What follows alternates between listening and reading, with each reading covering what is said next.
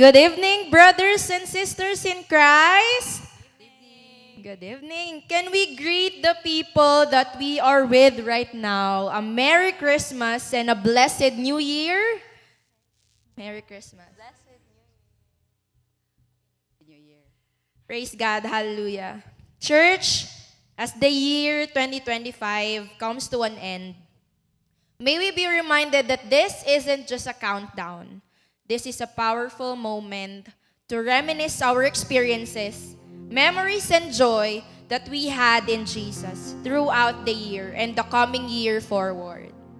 This is the day to welcome a new beginning filled with hope and dependence on His amazing plans in our lives, reminding each one that His grace, faithfulness, goodness, and mercy will go before us wherever we are and whatever we'll do. So may I invite everyone to stand. Let us carry forward the wisdom, hope, and joy that the Lord never fails to shower upon us each day of our lives. Let's give a clap of praise to our great God. Hallelujah, hallelujah, O Lord. Praise you, Father.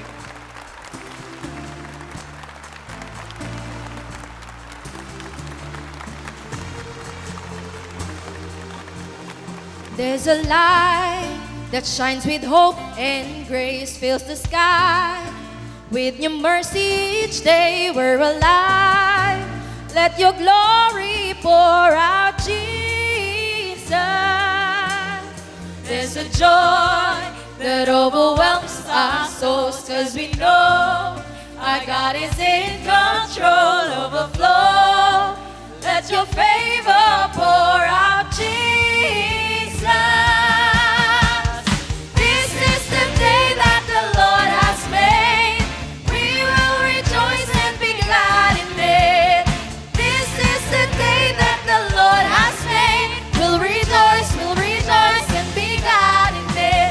We'll rejoice and be glad in it. There's a joy that overwhelms our souls, 'cause we know our God is in control. Overflow, let your favor pour out, Jesus. Jesus, this is the day that the Lord has made. We will rejoice and be glad in it. This is the day that the Lord has made. We'll rejoice and be glad in it. We'll rejoice and be glad in it.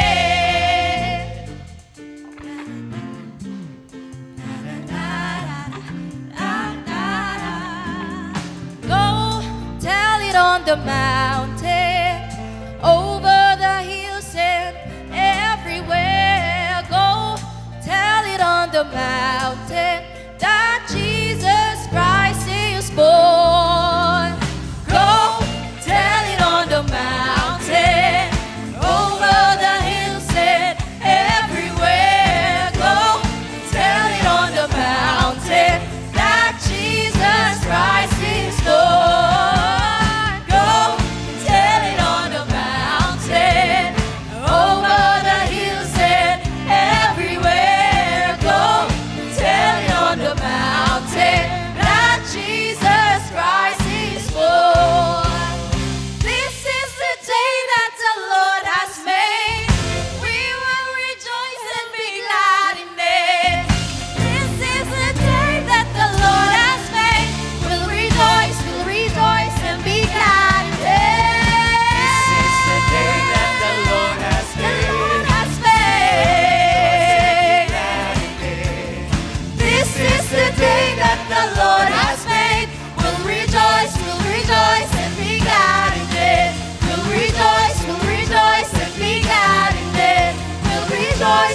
rejoice and be glad. Hallelujah, oh God. Let's give a clap of praise to our great God. Thank you, Jesus. Indeed, Lord, you are the Prince of Peace and the Lord of Lords, King of Kings, and the light of this world, Father. We praise you, Lord. We glorify your name. Hallelujah.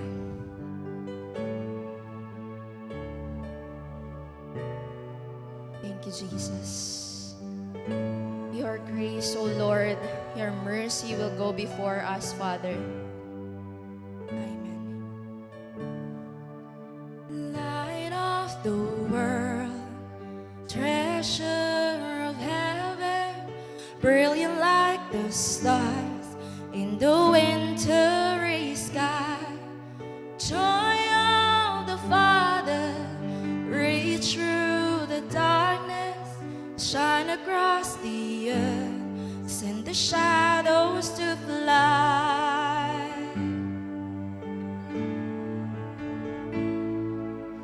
Light of the world, from the beginning, the tragedies of time were no match for your love. From great heights of glory, you saw my story.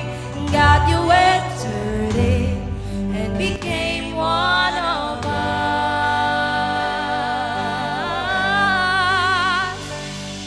Sing hallelujah, sing hallelujah, sing hallelujah for the things he has done.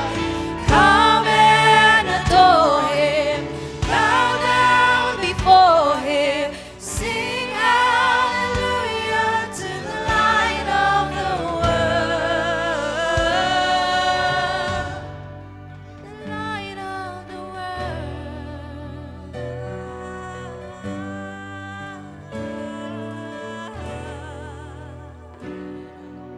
Light of the world, crowned in a manger, born for the cross, to suffer, to save. High King of heaven, that is the poorer.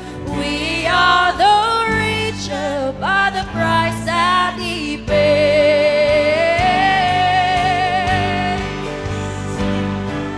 Sing hallelujah, sing hallelujah, sing hallelujah for the things he has done.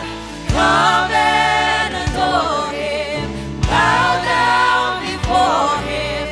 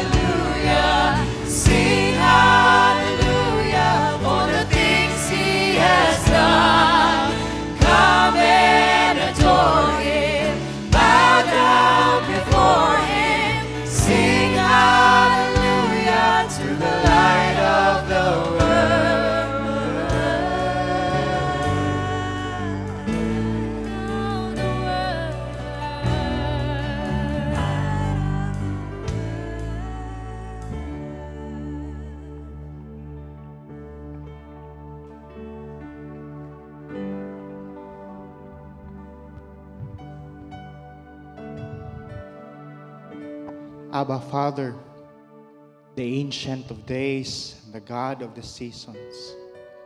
Maraming salamat po, Panginoon, sa lahat ng inyong ginawa at inalaw sa aming mga buhay sa taong 2025. And a new year is upon us.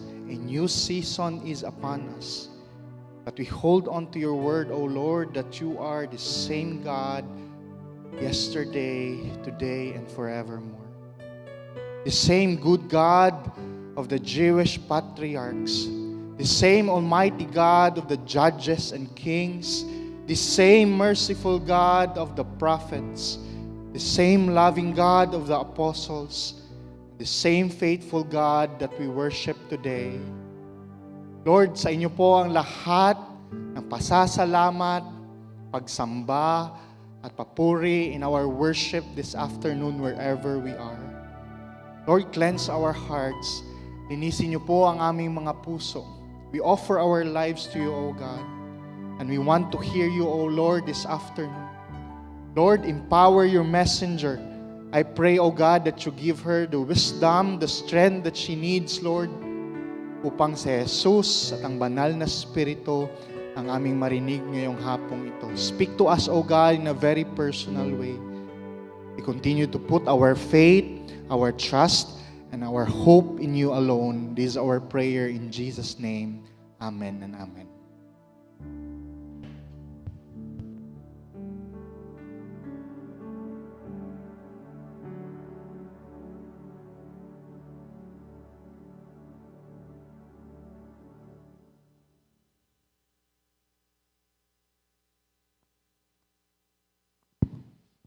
Magandang gabi po sa bawat isa sa atin. Alam ko po na tayo po ay busy ngayon as we prepare for the New Year's to end, this 2025.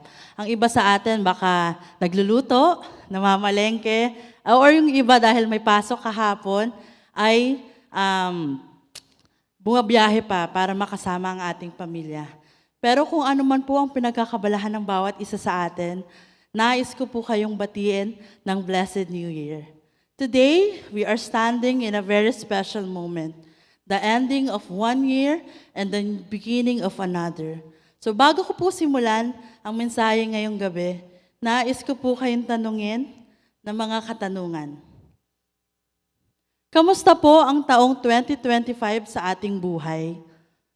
Natubad ba ang ating mga goals or mga plano? At ang pinaka-importanting tanong, kamusta ang naging relasyon natin sa Panginoon? This month of December, we are in the series of All You Want for Christmas. First Sunday, we talk about po with Pastor Ago the message of Jesus came to be with you in Matthew 1:18 to 25. The second Sunday, during our special celebration ng Christmas with Pastor Joel Daligdig, talk about that Jesus came to die instead of you. And the third Sunday with Dr. Albin, talk about the Christmas, the beginning of meaning in 1 Peter. And our Christmas Eve celebration with Brother Josil, talk about the ultimate gifts that appear in Luke 2, in 8 to 20. And the last with Pastor Mac Roger, talk about that Jesus came to serve.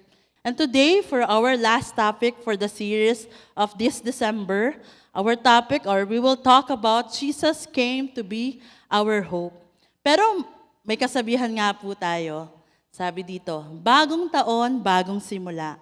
Pero kung magiging honest po ang bawat isa sa atin, hindi lang excitement na ang dala ng bagong taon. Meron ding halong kaba, fear, and worry. Kasi di po natin alam kung ano ang mangyayari sa bagong taon na darating. Pero as we end this year, marami rin po sa atin ang nagtatanong, ano kaya ang mangyayari sa akin or sa aking pamilya this year? Mas magiging maayos pa ba ang buhay ko or namin? Matutupad ba ang mga pangarap ko or mga panalangin ko? Alam ko po, baka iilan sa atin meron ng mga planners na nakuha sa Starbucks or may nagbigay na or regalo, di ba, ng mga planners. At baka nasulatan na natin ng pangalan or mga New Year's resolution or mga goals or plano na gusto natin makuha this coming year. Pero ano ba ang kasiguraduhan na mangyayari ito? Alam ko po, lahat tayo We want security, we want assurance, and a lasting hope.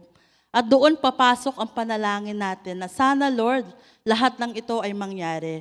Pero today, let us be reminder of this truth. It says, Jesus did not just come to give us a joyful Christmas, but He came to give us an assured future. Pero paano kaya yon? Paano natin siya makukuha? Bago po tayo magsimula, tayo po ay manalangin. Lord, thank you po sa nakalipas na taon, and as we facing the next year, continue to be with us. Help us to be in your presence as we hear your message. Tanggalin niyo po ang mga pangamba, distraction at mga bagay na nakakahinder sa amin upang mapalapit sa inyo. Maraming salamat po sa biyaya, maraming salamat po sa pagpapatawad sa amin, at salamat po sa pagmamahal sa amin ng walang humpay. In Jesus' name we pray, Amen. So today po, we will talk about our topic sa last series na to about Jesus came to be our hope. And today, our main text will found in Romans 15, verse 13, sabi, May the God of hope fill you with all joy and peace as you trust in Him, so that you may overflow with hope by the power of the Holy Spirit. Ulitin ko po muli. Romans chapter 15, verse 13. May the God of hope fill you with all joy and peace as you trust in Him, so that you may overflow with hope by the power of the Spirit. So tanong ko po kanina, paano?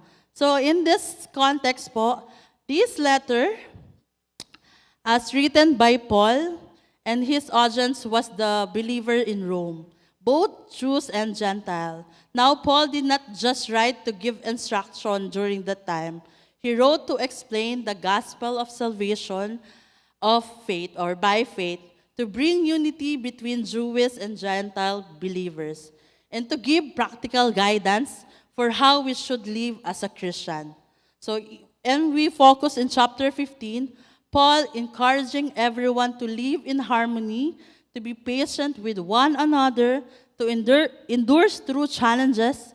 He points us to Jesus as the ultimate example of selfless and hope. And here, in this chapter, we also see Paul giving the final word of exhortation, blessing, and prayer before he conclude this letter. So habang marireflect po natin ang chapter 15 na sa salita na binigay ni Paul or sinulat ni Paul sa believers sa Rome, nakikita po natin na kahit may pagkakaiba or may mga challenges at certainty sa mga buhay natin, tinawag tayo ng Diyos na mabuhay na may joy, na may peace at endurance. Ito ang talagang kailangan natin habang papasok ang bagong taon. Sabi nga, a hope that cannot be shaken, a hope that does not come from our own plans or resolution, but comes from Jesus Himself. So kaya ngayong gabi po, pag-usapan natin kung ano ba talaga ang ibig sabihin na magkaroon ng hope kay Kristo.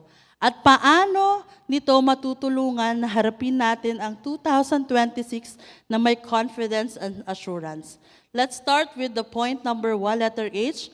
He is the God of hope. Sabi in Romans 15, verse 13, May the God of hope fill you with all joy and peace. So sa first line po, may the God of hope. So hindi sinabing God of comfort lang, hindi din sinabing God of provision, but ang sabi, God of hope. So this hope is not maybe, it is not wishful thinking, it is not a simple na I hope so, but it is a confident expectation grounded in the character of God, in His faithfulness, His promises, and His power. Imagine po natin, may taong palaging nakatitig sa mga problema sa paligid niya. Financial struggles, family issue, health problem, at wala siyang Panginoon. Madali siyang mawalan ng pag-asa, di ba? Pero kung ang Diyos mo ay God of hope, kahit hindi perfect ang circumstances or pangyayari sa paligid natin, may dahilan tayong ngumiti at magpatuloy sa buhay. Sa pagpasok po ng bagong taon, kahit hindi malinaw ang direksyon, kahit hindi kompleto ang plano, kahit may takot sa mga puso natin, if Your God is the God of hope. You have every reason to face tomorrow with confidence. Ulitin ko pong muli. If your God is the God of hope, you have every reason to face tomorrow with confidence. Sabi nga ni Oswald Chambler, faces the invisible, believes the unbelievable, and receive the impossible. So ibig sabihin, kapag naka-anchor sa God of hope tayo, makakakita tayo ng possibilities kahit sa gitna ng kawalang katiyakan. So, pupunta na po tayo sa point number 2, the letter O. Overflowing joy and peace. Notice the word all doon sa ating text, the Romans 15:13, may the God of hope fill you with all joy and peace.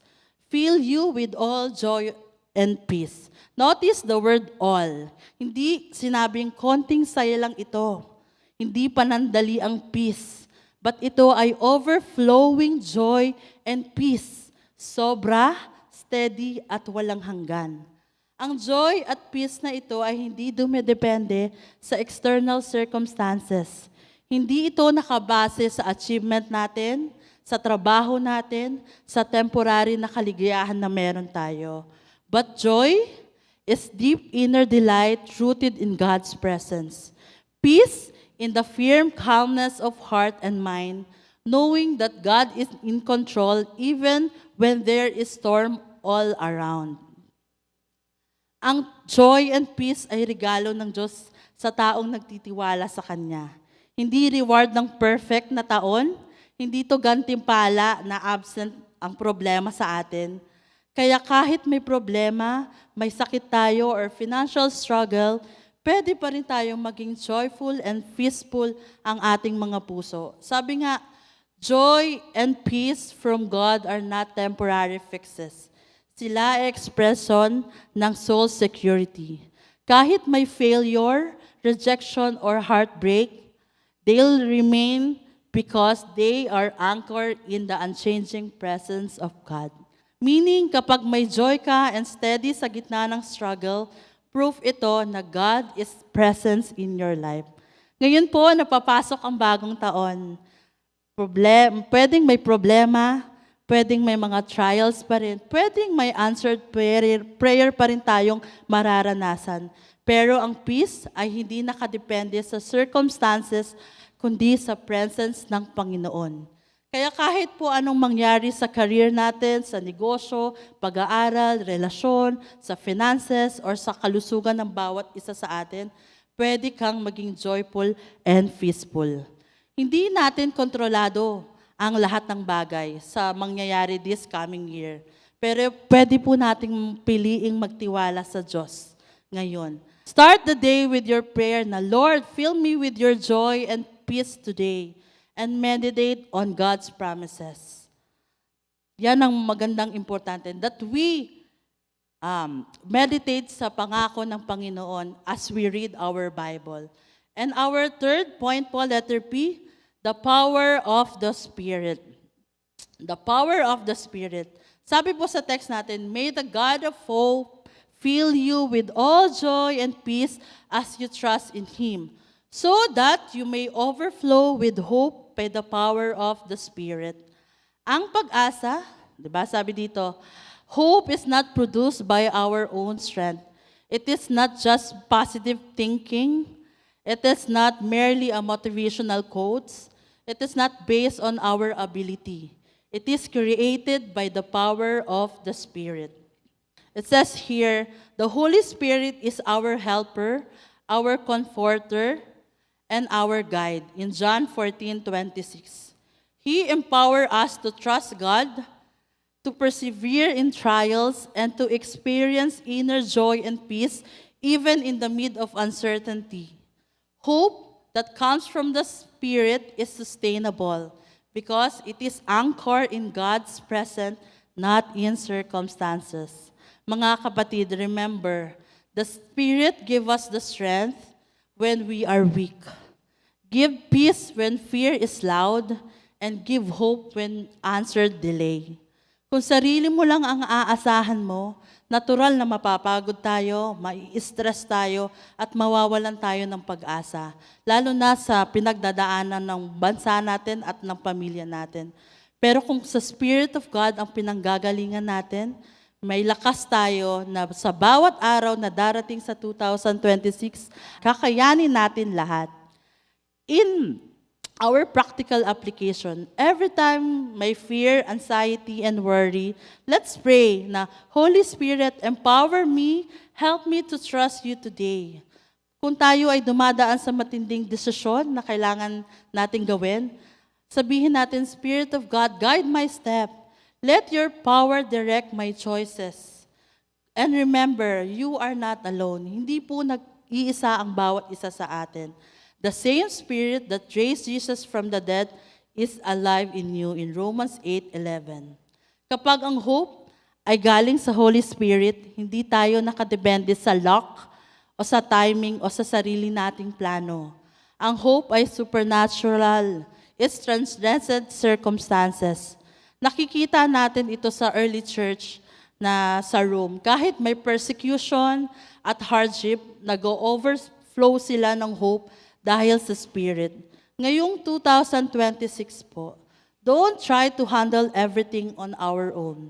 Trust the Spirit, let Him empower you, guide you, and fill you with hope.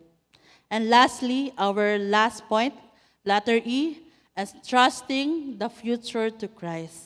It says, sa gitna ng ating text ngayon in Romans 15 verse 13, may the God of hope fill you with joy and peace as you trust in Him, so that you may overflow with hope and by the power of the Spirit. As you trust in Him. So hope flows when we trust, hindi kapag kontrolado natin ng lahat. And trusting to God, our future, or to Christ, means surrendering control and acknowledging that God alone holds your tomorrow. And trust is the condition of hope. The future is uncertain, but Jesus is unchanging. Our assurance comes not just for our plan, our resolution, strategy, kung paano natin gagawin or ano mangyayari sa 2026, kundi sa katapatan ng Diyos. Reflection question. Kanino ko talaga ipagkakatiwala ang aking future? Sa sarili kong plano o sa Diyos na tapat sa Kanyang mga pangako? Ulitin ko po sa ating tanong. Kanino ko ba talaga ipagkakatiwala ang aking future? Sa sarili kong plano o sa Diyos na tapat sa Kanyang pangako? Kapag in-entrust po natin ang ating future sa Diyos, mababawasan ang fear, worry, at anxiety. Hindi sinabi ng Panginoon, wala talaga. Pero ma-feel po natin na yung fear and worry na yon, pag in-entrust natin sa Lord, maglalaho. Hindi natin kailangan magkaroon ng perfect na plano sa buhay. Bagong mag-step forward. So hindi po natin kailangan ng perfect plan bago tayo mag-step forward. Ang assurance natin ay hindi sa ating kakayahan, kundi sa faithfulness ni Jesus na nag-fulfill ng promises niya, hindi lang tuwing Christmas at tuwing may okasyon, but patuloy itong nangyayari sa buhay natin araw-araw. Sabihin nga natin ang mga katagang ito. Lord, Ikaw ang may hawak ng bukas.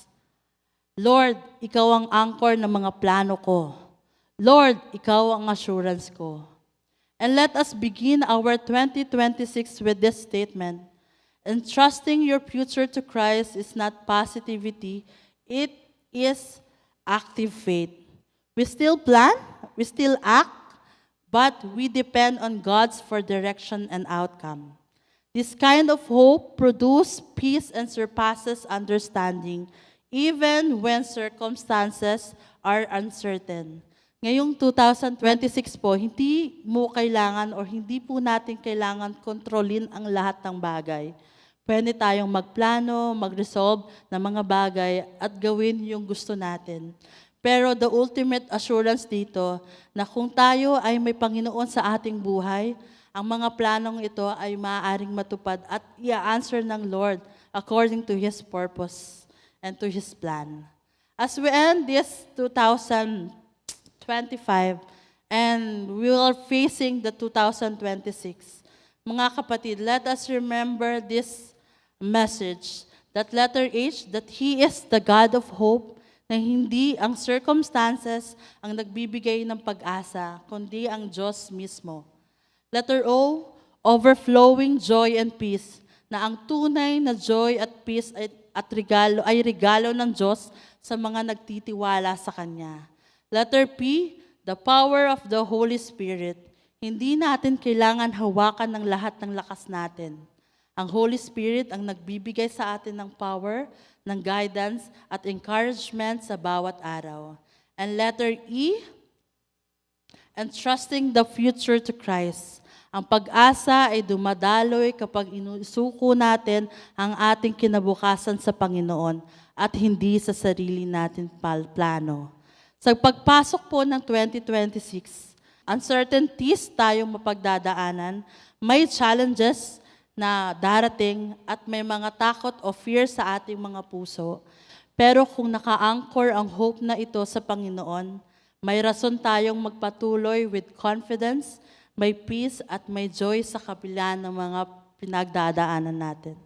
Ngayong New Year's Eve, huwag lang natin ipagdiwang ang pagbabago ng kalendaryo. I-celebrate din natin ang unshakable hope na ibinigay ni Jesus sa atin. Start each day by saying, Lord, You are my hope. Fill me with your joy, peace, and purpose. I entrust my 2026 to You. Let this hope overflow from your life to others. Be light and source of encouragement and a reflection of Christ's unshakable presence. Let us declare then that no matter what comes in 2026, I have hope. My hope is in Jesus, my joy in Him, my peace is in Him, and my future is in His hand.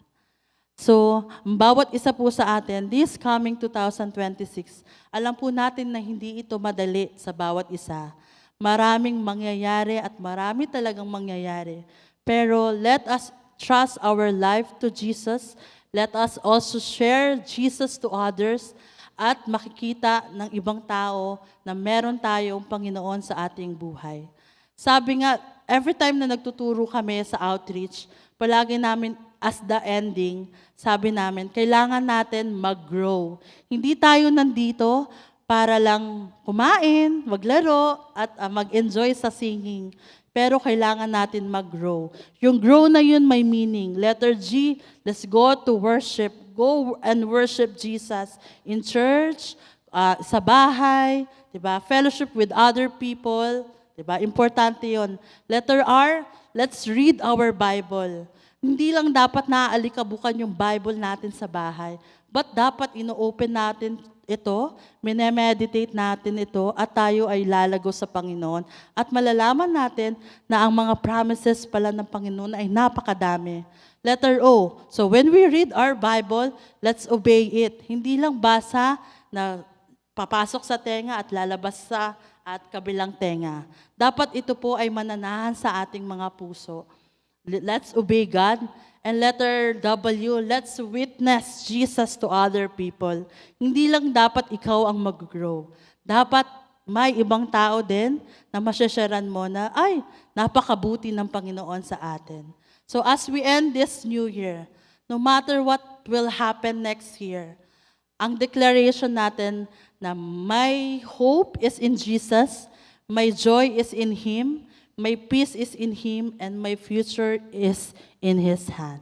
Maraming salamat po at tayo ay manalangin. Lord Jesus, thank you for being our hope. Fill us with your joy, peace, and strength. May we entrust fully ang buhay namin sa inyo. We surrender our plans, our walk confidently, this coming year, knowing that you hold our future. Salamat sa pagmamahal, salamat sa pagpapatawad, at salamat na palagi po kayong nandyan para sa amin at hindi po kayo nagkukulang at hindi kayo nagbabago. In Jesus' name we pray. Amen.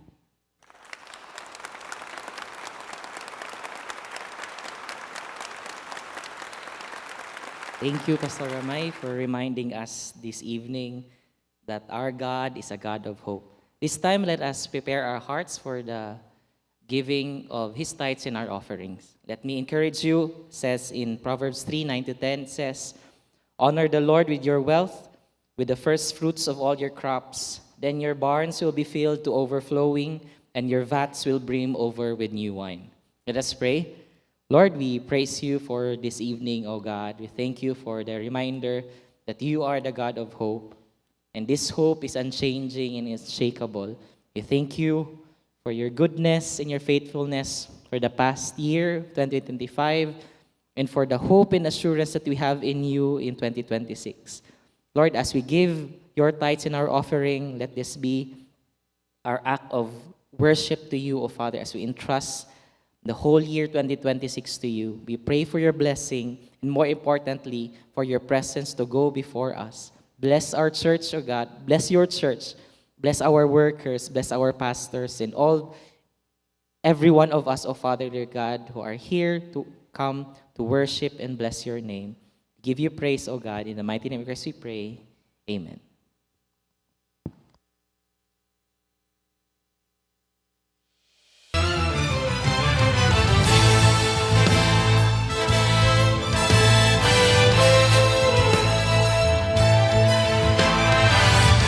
How majestic is your name. Your greatness is displayed above the heavens. You shine like fate, you have ordained the silence of the poet, the avenger. And I behold the moon and stars, the artistry and brilliance of your fingers. Oh, what is man in mortal flesh, that you will not remind me of his presence? Have made him in your likeness, crown him with your love. Let all glory, all the honor, be forever yours. Soli Deo Gloria, majesty and throne, sovereign reigning over us, God and God alone.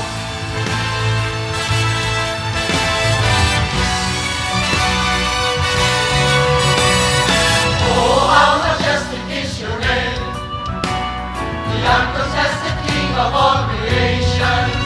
You spoke the mighty earth in place, and gave it all to man for his dominion. The wonders of the highest heights, the mysteries that fill the deepest ocean. Oh, what is man of mortal breath, that you would not return us a kingdom? Soli Deo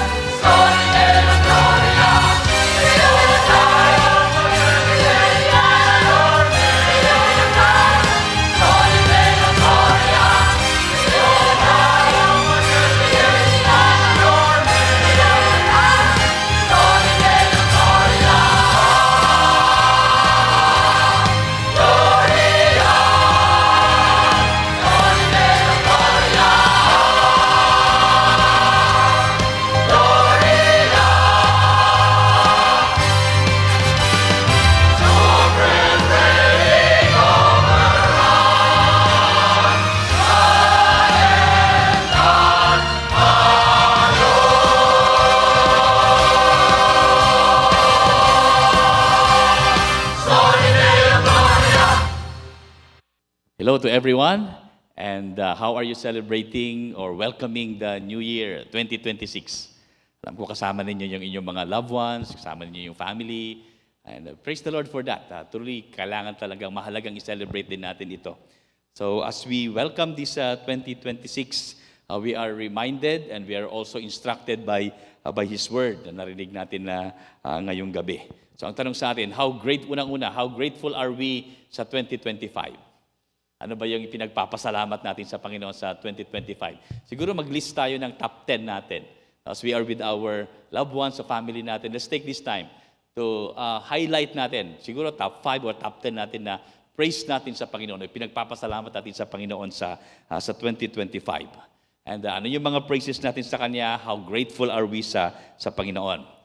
And then also, let's be praying also together with your loved ones, with your families, ano naman yung plans ninyo sa 2026? Ano ba yung mga plans natin, yung mga desires natin sa darating na taon na ito?